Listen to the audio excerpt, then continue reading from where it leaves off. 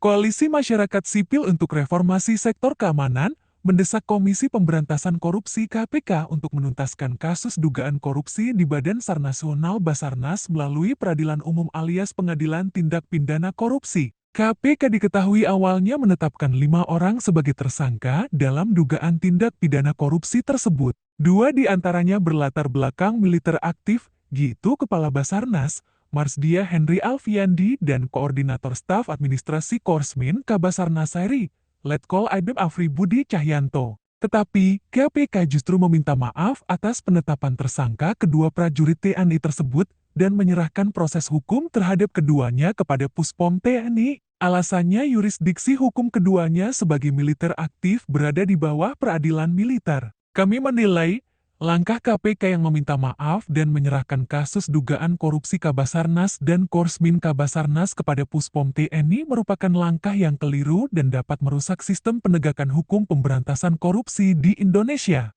Ungkap Ketua Perhimpunan Bantuan Hukum dan Hak Asasi Manusia Indonesia (PBHI) Nasional, Julius Ibrani, Jumat. Menurut Julius, sebagai kejahatan yang tergolong tindak pidana khusus korupsi, KPK seharusnya menggunakan Undang-Undang KPK sebagai pijakan dan landasan hukum dalam memproses militer aktif yang terlibat dalam kejahatan korupsi tersebut. KPK dapat mengabaikan mekanisme peradilan militer dengan dasar asas lex specialis drogat lex generalis, undang-undang yang khusus menyampingkan undang-undang yang umum, ungkapnya. Dengan demikian, lanjut Julius, KPK harusnya mengusut kasus ini hingga tuntas dan tidak perlu meminta maaf.